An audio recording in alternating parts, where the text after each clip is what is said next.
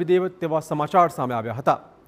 રાજકોટમાં સિવિલના ટ્રોમા સેન્ટરમાં 5મા માળે દર્દીઓ ભીષણ ગરમીથી બચવા જાતે જ સ્વખર્ચે કુલર અને પંખા લઈ આવ્યા। બારીમાં પડદા ન હોવાથી ગરમ પવન લાગતા દર્દીઓને ગંભીર અસર પહોંચતી હતી। બારી પર પડદા ન હોવાથી દર્દીઓને ગરમીમાં શેકાવાનો વારો આવ્યો હતો, જે મુદ્દે દર્દીઓ જાતે જ કુલર અને પંખા લઈ આવ્યા હતા। TVNine અહેવાલ રજૂ કરીને સિવિલ તંત્રની આ પ્રકારની પોલ ખોલી નાખી।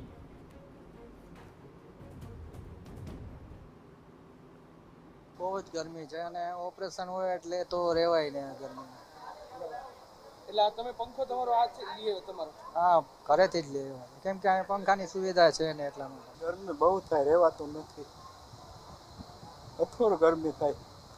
એટલે આ ઘરેથી પંખો લેવા અહીંથી લીધું રાજકોટથી।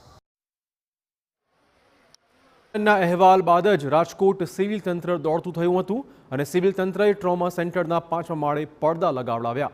ભીષણ ગરમીથી દર્દીઓને બચાવવા પડદા લગાવાયા છે।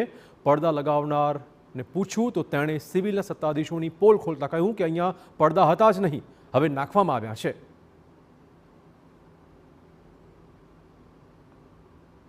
કોના કહેવાથી પડદા લગાવી રહ્યા? અહીંના હોય ને એસઆઈ એના કહેવાથી। ક્યારે કીધું તમને? મને સવારે 10 વાગે। સવારે કીધું તમને? એમ નહીં તો આ સૌ હોસ્પિટલમાં, એટલે મને કે તાત્કાલિક આવો ને પડદા લગાવો। પણ અત્યાર સુધી કેમ આમ લગાવેલા હતા કાંઈ નહોતા લગાવેલા? મારા ખ્યાલ મુજબ હતા નહીં। બીજી બાજુ મામલો પ્રકાશમાં આવતા ધારાસભ્ય દર્શિતા શાહ પણ આવ્યા હતા અને તેઓએ દાવો કર્યો છે કે સમગ્ર સિવિલમાં 10 લોકોની ટીમ કામકાજ કરી રહી છે, જે કોઈ પણ પ્રકારની દર્દીને ગરમીને લઈને પરેશાની હશે તો તે દિશામાં કામગીરી કરાશે। આ સાથે જે પણ જરૂરિયાત હોય તે ધારાસભ્યની ગ્રાન્ટમાંથી આપવાની પણ તેમણે વાત કરી હતી।